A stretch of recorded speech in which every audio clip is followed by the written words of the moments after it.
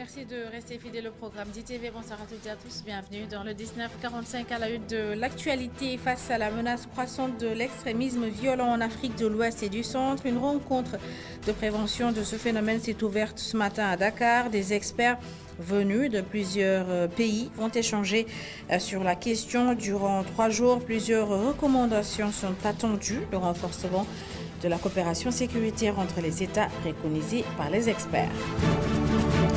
Dans ce journal, nous irons à Louga pour parler de la situation de l'hôpital Amadou Sahir Mbaye. Le service d'accueil d'urgence, le pôle mère-enfant et la banque de sang sont en chantier depuis plus de 7 ans. L'intersyndicale des travailleurs de cet hôpital a organisé un sit-in pour dénoncer cette situation. Et en fin d'édition, comme tous les mardis, vous aurez la rubrique Réussir au Sénégal. Notre entrepreneur de ce soir est diplômé en politique sportive. Il a décidé de se lancer dans un projet d'équipement sportif de proximité, des équipements de dernière génération. Voilà pour les titres. Tout de suite, le développement.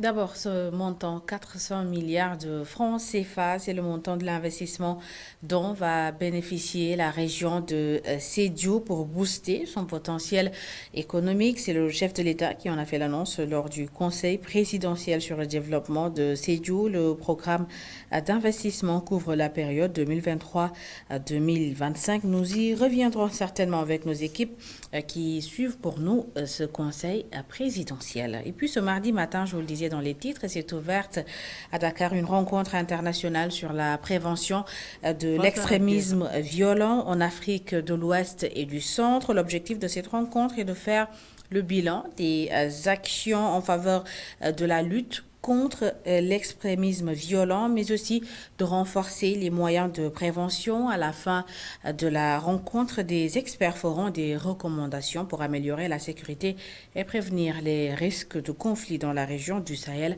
Amadou Bari et Seleman Diallo. Face à la guerre asymétrique imposée par les djihadistes, les organisations internationales et les États sont obligés de s'adapter pour faire face à la situation, d'où le concept de la prévention de l'extrémisme violent théorisé par les Nations Unies. De nombreux efforts ont été menés dans le Sahel ces dernières années, mais les défis persistent. Pire, la situation se détériore, a concédé la représentante du secrétaire général de l'ONU pour l'Afrique de l'Ouest et du Sahel. Les attaques complexes contre des cibles militaires et des civils restent préoccupantes dans le Sahel central, notamment dans l'espace de l'Iptako-Gourma. Les groupes terroristes continuent d'exploiter les défis à multiples facettes auxquels la région est confrontée, notamment les fragilités et les inégalités environnementales, politiques et socio-économiques. Autre phénomène motif d'inquiétude pour les Nations Unies, c'est l'expansion du djihadisme dans les pays dits côtiers. Des incidents majeurs ont été enregistrés dans le nord des pays côtiers, notamment au Bénin et au Togo, mettant en évidence les intentions des groupes terroristes de se propager vers les côtes du golfe de Guinée. Le Sénégal est jusque-là épargné par le terrorisme qui sévit chez certains de ses voisins, mais il ne faut pas dormir sur nos lauriers, a préconisé le représentant du ministre sénégalais des Affaires étrangères. C'est surtout une stratégie de sensibilisation. Sensibilisation à travers tous ces canaux, que ce soit les guides religieux, que ce soit la société civile, mais aussi essayer d'avoir une approche en termes de régulation. Réguler les réseaux sociaux, mais ça, le Sénégal ne peut pas le faire tout seul.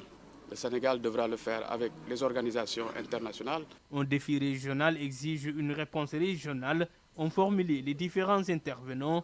Dans la lutte contre le terrorisme, l'approche tout militaire a montré ses limites et l'une des pistes à approfondir par les panélistes les 3 prochains jours.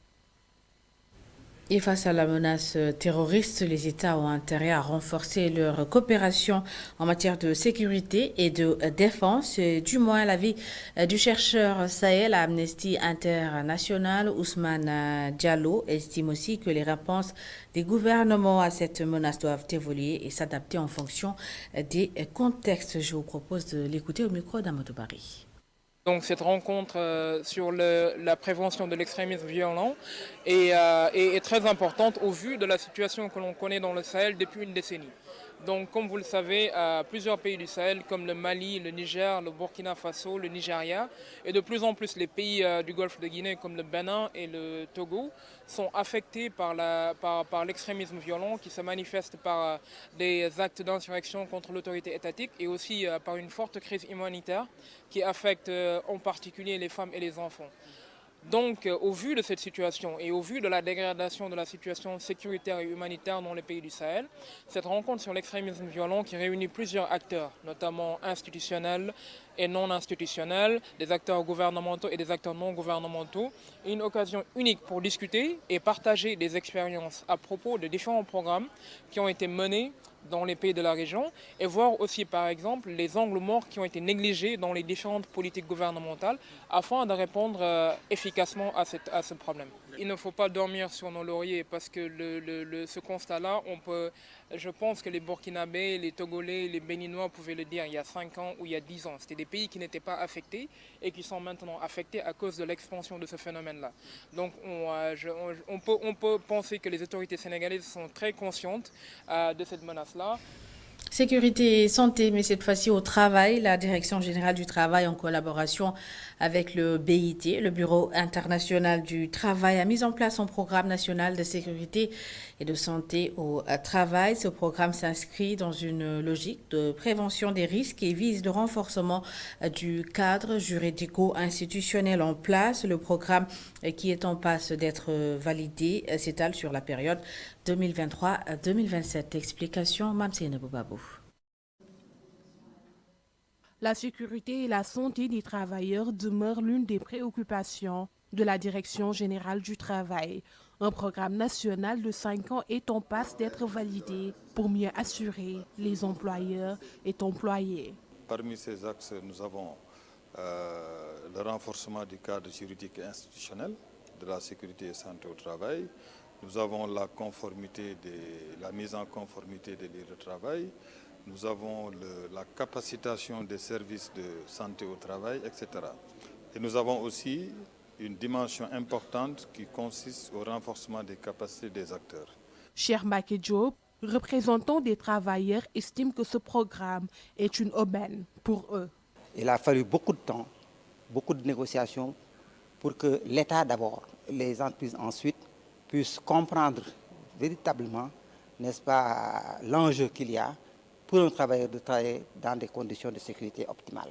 C'est pourquoi ça nous intéresse. On y est depuis le début, on nous a impliqués et même je dirais que souvent nous sommes les précurseurs de certains textes. Pour le docteur Joseph Djeboué du Bureau international du travail, la particularité de ce programme, c'est l'inclusion du secteur informel. Notre appui à cette activité permet au pays non seulement de se garantir la qualité, la pertinence et la performance du programme à mettre en œuvre, mais aussi de s'assurer que tous les acteurs du monde du travail, tous les secteurs du monde du travail et particulièrement l'économie informelle et les couches vulnérables du monde du travail sont prises en compte dans cette politique. Le programme de sécurité et santé du travail a pour but de garantir de meilleures conditions dans le cadre du travail, une émergence économique et un développement durable.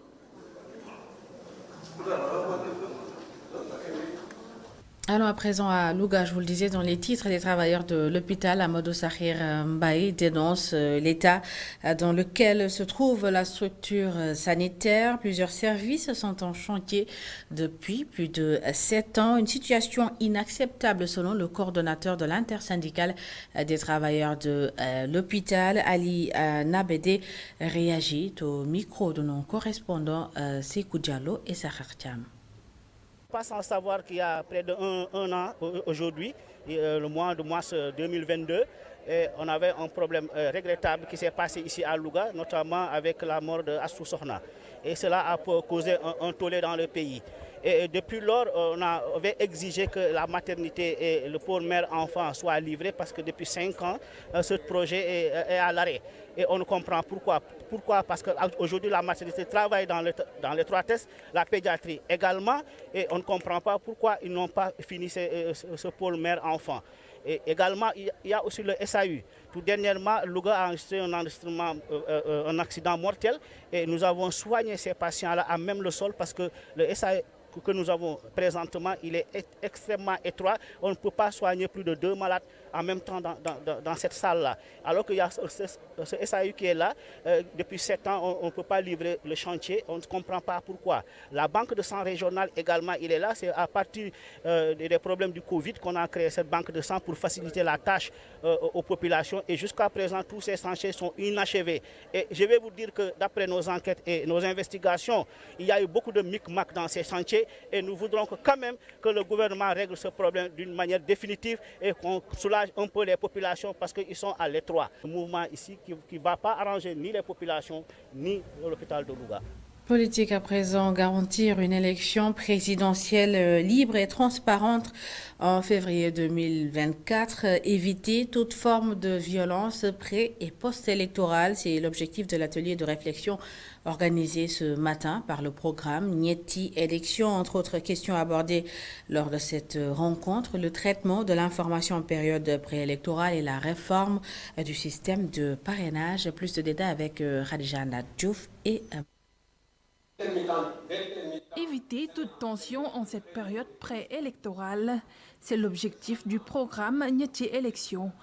Cela passe par le dialogue avec les principaux acteurs politiques. Le 25 février prochain, nous aurons une nouvelle élection et comme vous le savez, à chaque échéance, à l'approche de chaque échéance électorale, eh bien, notre pays est soumis à rude épreuve. Il y a des tensions et c'est le rôle de la société civile que nous représentons. C'est notre rôle d'essayer de trouver avec les acteurs politiques les moyens, les conditions pour renouer le dialogue entre les acteurs pour essayer de trouver des solutions consensuelles, des propositions consensuelles aux obstacles auxquels le processus est. Le troisième mandat, une question qui pourrait être source de discorde dans la perspective de cette échéance électorale, un sujet clivant. Écoutez, dans la position qui est la nôtre, nous avons, nous, à titre individuel, des positions, une position sur la question de la troisième candidature, mais nous ne trouvons pas pertinent de l'exprimer dans le cadre de ce cadre, dans le cadre du collectif des organisations de la société civile. Le traitement des informations en période d'élection, un sujet abordé par le président du CNRA. Une série de points, vraiment une dizaine ou une vingtaine, sur lesquels nous comptons échanger avec le COSC, avec le SAID, avec tous les partenaires qui sont ici de la société civile, pour éviter de mettre le feu aux poudres en temps de campagne électorale. Le travail des journalistes doit être un travail méticuleux, responsable tout le temps. Et vraiment, encore une fois, je le dis souvent, l'importance des médias, puisque nous savons que nous avons des pouvoirs énormes, nous devons aussi, au plan de nos responsabilités, être à hauteur de ces pouvoirs-là. Sinon, nous créons des problèmes. Le programme Nieti Élection prône la paix et appelle les acteurs politiques à la cultiver. La jeunesse est aussi interpellée. Et justement, en perspective à cette élection présidentielle, l'Alliance des forces de progrès, AFP, confirme sa volonté de conquérir le pouvoir, une conquête soumise à des conditions selon le coordonnateur régional de l'AFP à Thiès, puisque le parti reste membre de la coalition Benno Bokk Yakaar. Mbaye John s'exprimait en marge d'une assemblée générale organisée à Thiès. Je vous propose de l'écouter. L'AFP a apporté la preuve qu'il a toujours joué des rôles décisifs dans ce pays.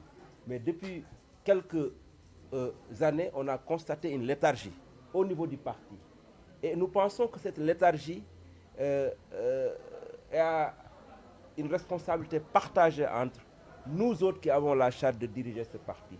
C'est pourquoi moi, en tant que responsable régional du parti, j'ai convié en tout cas l'essentiel de mes camarades de la région autour d'un programme d'animation politique. L'AFP doit être collée à ses ambitions, c'est de conquérir le pouvoir.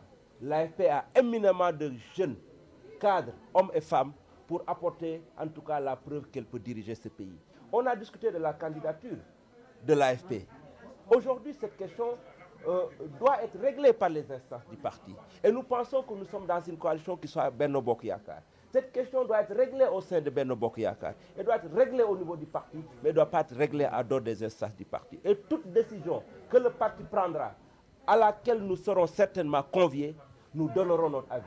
Mais quand le parti prendra la décision dans la coalition Benno Bokk Yakaar, nous respecterons cette décision parce que nous voulons des militants disciplinés, des militants organisés, des militants respectueux en tout cas de notre autorité, mais en tout cas respectueux des militants qui sont à la base. D'autres élections à présent, les élections législatives de la 9e circonscription des Français de l'étranger. Le franco-sénégalais Oumar Ba déclare sa candidature. L'homme a présenté son programme axé principalement sur l'amélioration des droits des Français de l'étranger. La 9e circonscription des Français de l'étranger est constituée de pays du Maghreb et de 12 pays d'Afrique de l'Ouest. Ami Diouf et Cheikh Tidiane Diouf. La course aux élections des députés français établis à l'étranger est lancée. Oumar Ba, homme politique d'origine sénégalaise, déclare officiellement sa candidature avec comme objectif principal combattre l'injustice que subissent les Français dans les pays du Maghreb et d'Afrique de l'Ouest. On a vu ce qui s'est passé au Mali. C'est regrettable. On a des difficultés qui s'aggravent de plus en plus au Burkina Faso. Là aussi, ce qui s'est passé ces derniers temps n'est pas quelque chose d'extraordinaire pour la France.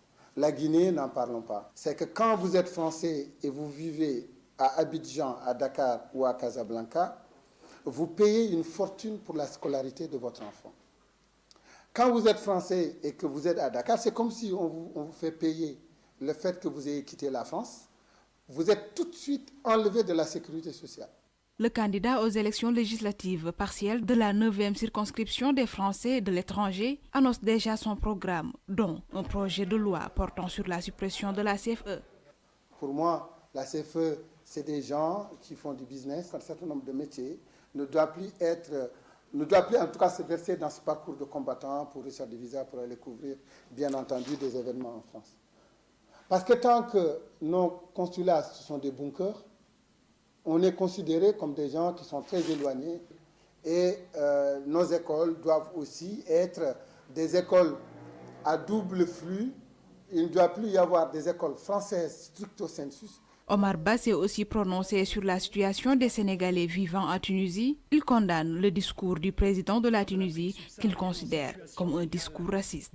Un discours raciste, haineux, insupportable du président de la Tunisie que tout le monde doit condamner, même si je considère moi personnellement que le peuple tunisien est un peuple courageux et que dans chaque pays, il y a des esprits égarés et des personnes non contrôlées qui peuvent se permettre d'un certain discours. Mais en tout cas, il faudra hausser le ton, hausser la voix pour ce qui se passe en Tunisie s'arrête tout de suite. Dans la 9e circonscription des Français de l'étranger qui couvre le Maghreb et l'Afrique de l'Ouest, Oumar Ba veut prendre la relève.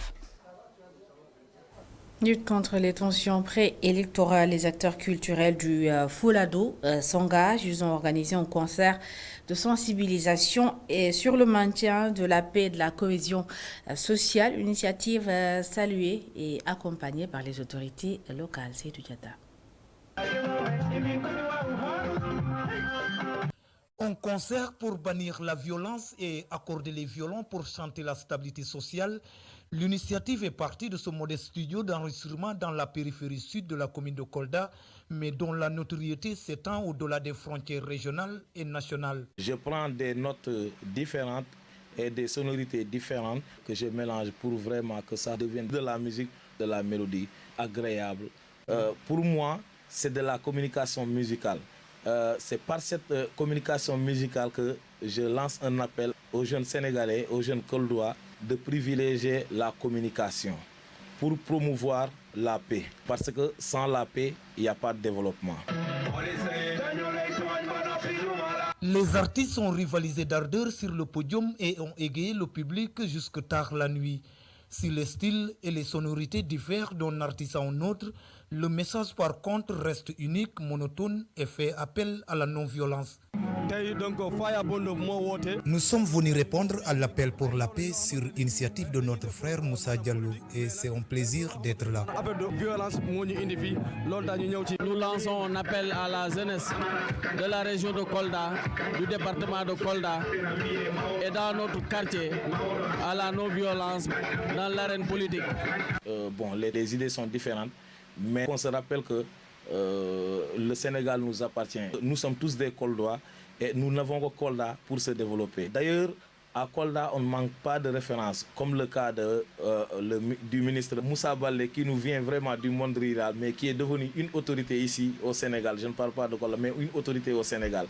Et Younoussa Mbalo, qui est devenu aussi une autorité ici au niveau du Sénégal. Notre maire, Mamboy Diao, voilà, et le jeune droit, et d'autres, il y en a beaucoup. Et pourtant, ne sont pas passés par la violence pour réussir. Si nous sommes là aujourd'hui, c'est parce que tout simplement, il y a la paix. Sans la paix, on ne peut pas organiser ce genre de concert. Je félicite tout le monde. Je félicite vraiment l'organisateur, un des plus grands producteurs vraiment de musique au niveau de Kolda, au niveau, je dirais, de la région de Kolda, Faya, Moussa Diallo. En cette année préélectorale, voir les jeunes s'impliquer dans la sensibilisation de leurs pairs pour promouvoir la paix reste une initiative salutaire et promotrice d'une prise de conscience qui avait relativement fait défaut par le passé. Parlons à présent du Salon international de l'agriculture de Paris. Le Sénégal fortement représenté. Plusieurs dizaines d'exposants sénégalais participent à l'événement à la tête d'une forte délégation. Le ministre de l'Agriculture et de l'Équipement rural a émis le souhait d'acquérir un équipement moderne. Le Sénégal sera à l'honneur jeudi prochain. Les détails avec notre correspondant à Paris, Abdelatif Diop.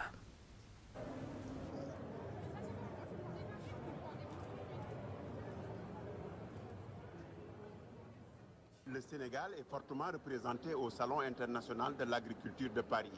Le ministre de l'Agriculture et de l'Équipement rural, Aly Ngouille Ndiaye, a conduit une forte délégation composée d'agriculteurs et de transformateurs de produits alimentaires. La présence du Sénégal au SIA de Paris est motivée par les grandes ambitions du président Macky Sall en matière d'agriculture. Le Sénégal d'abord a l'habitude d'être présent à ce salon de l'agriculture, Salon international de Paris. C'est vrai qu'il y a 2 ans, l'administration n'était pas là, mais même le privé était là. Donc nous organisons notre participation dans ce salon avec l'Union des chambres de commerce, le président Serigne Mboup, comme vous l'avez si bien dit, qui sont là avec une très forte présence de beaucoup de présidents de secrétaires généraux de chambres de commerce au niveau du Sénégal. Nous sommes venus participer à ce salon, d'abord établir des partenariats avec les entreprises d'abord européennes, ensuite d'autres nationalités qui participent ici au niveau de ce salon. Beaucoup d'entreprises africaines, de producteurs africains sont là, des administrations, donc venir participer à ce salon qui est également un salon où beaucoup d'échanges se font entre opérateurs, entre institutions. Le SIA de Paris offre chaque année des opportunités au Sénégal de trouver des partenaires pour équiper les agriculteurs sénégalais en équipement agricole moderne. Nous avons déjà rencontré l'AFD, nous avons rencontré des partenaires qui veulent aujourd'hui venir au Sénégal s'installer pour qu'on puisse maîtriser la filière de production de semences de pommes de terre. Parce qu'aujourd'hui, nous importons 100% pratiquement de nos semences. Donc ce qui fait que c'est important d'avoir ce genre de partenaires pour pouvoir assurer nos souverainetés alimentaires. Nous avons également eu d'autres rencontres déjà très intéressantes depuis ce matin, notamment pour la production de tournesol au Sénégal. nous allons prendre des dispositions pour que déjà dès l'hivernal prochain, on peut déjà commencer à blâmer une partie de nos terres destinée à la production de tout le sol pour notre industrie. Beaucoup de rencontres et signatures de conventions sont attendues ce jeudi 2 février, journée consacrée au Sénégal.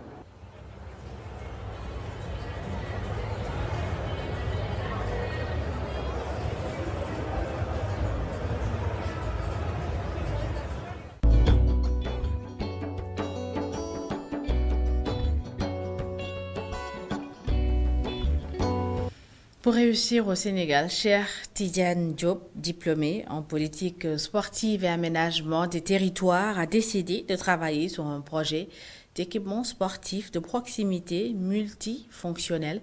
Objectif, faciliter à tous l'accès aux salles de sport modernes. Le projet est ambitieux, le financement est énorme et Cheikh Tidiane Diop veut le réaliser. Aïssatou Kane est allé à sa rencontre. La réussite est dans la diversité, un sacerdoce pour le natif de Saint-Louis.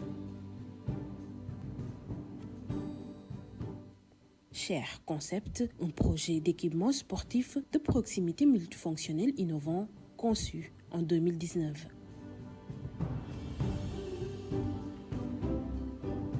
Pur produit de l'enseignement public sénégalais, avant de poursuivre ses études en Europe, Cheikh Tidiane compte bien réussir dans son pays natal grâce à ce projet. Mon projet, ça tourne autour du sport en fait, parce que j'ai fait toutes mes études universitaires dans le domaine du sport, en commençant à l'université Gaston Berger. Donc je voulais toujours être dans le domaine du management des organisations sportives, d'où je suis parti en France pour compter mes études. Donc après mes études, j'ai eu l'idée de revenir au Sénégal afin de participer au développement du pays. Donc j'ai créé mon entreprise qui s'appelle Cher Concept. Donc dans cette entreprise, je développe en fait les équipements de proximité. Donc je me suis dit au Sénégal, l'État du Sénégal en général en fait, ils ont développé des infrastructures, mais ils ont développé des infrastructures de compétition, des infrastructures de renommée. Mais ils n'ont pas développé des infrastructures de base en fait, des infrastructures de proximité et de développer le bien-être chez la population sénégalaise. Fruit d'un travail de longue haleine et de sacrifices, ce projet est ficelé que par de jeunes Sénégalais. Je l'ai déjà écrit, budgétisé. Il y a des entreprises ou des jeunes comme moi qui m'ont aidé à mettre en place tout ce qui est business plan, le marketing et tout. Même le maquette du projet, c'est mon petit frère qui est actuellement à Paris, c'est lui-même qui l'a fait. Donc je suis aidé par des Sénégalais, uniquement par des Sénégalais. Donc je suis venu au Sénégal pour voir pas mal d'autorités afin de faire une sorte de partenariat public-privé. C'est ça mon intention en fait, de voir des collectivités parce que pour développer les infrastructures de proximité, il faut aller vers les communes en fait, afin de voir comment on peut faire en termes de collaboration pour que je puisse mettre en place ce projet. De coach de Nawetan à éducateur sportif, son projet sportif pourrait bien se développer dans les grandes artères du pays. Je ne me fixe pas uniquement dans la région de Saint-Louis ou la commune de Saint-Louis. Donc c'est un projet qui peut se développer partout au Sénégal. En partant de Saint-Louis à Matam, de Ourossogui, ça peut se développer partout. Et ça ne se limite pas uniquement dans le domaine du football. C'est énorme. C'est une sorte de complexe multifonctionnel. Donc il y a tout à l'intérieur. Malheureusement, investir sans financement pour un projet de cette envergure reste difficile. Voir les autorités. Donc je suis bloqué sur ce point. Mes principales difficultés, c'est d'avoir des interlocuteurs qui pourront m'aider dans ce projet. Et si j'arrive à avoir des autorités dans ce pays ou des bonnes volontés à mettre en place ce projet, je ne me fixe pas uniquement des autorités étatiques ou politiques, c'est large en fait. Parce que j'ai quitté le Sénégal pour aller faire des études, je suis revenu pour investir dans mon pays. Pour résorber la fuite des cerveaux, l'adepte du sport incite les jeunes Sénégalais de l'extérieur à venir investir dans le pays. J'ai d'autres camarades qui sont là-bas, ils ont fait des études sportives, ils ont fait des études dans pas mal de domaines, mais ils ont du mal à revenir parce qu'ils n'y croient pas. Mais moi j'y crois. Et je sais que revenir, c'est tellement compliqué, c'est tellement difficile de revenir au Sénégal. Mais quand même, il faut y croire. Et moi, j'y crois fortement. Et je ne lâcherai rien du tout. Je ne lâcherai rien jusqu'à la réalisation de ce projet. Ne rien lâcher, croire fermement en ses capacités. C'est bien ainsi, à travers Cher Concept, que Cheikh Tidiane Diop compte arriver au bout de ses rêves.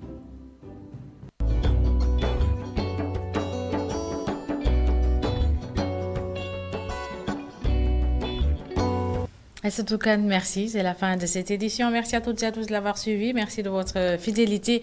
L'information continue sur notre site internet le www.emedia.sn. Bonne suite des programmes.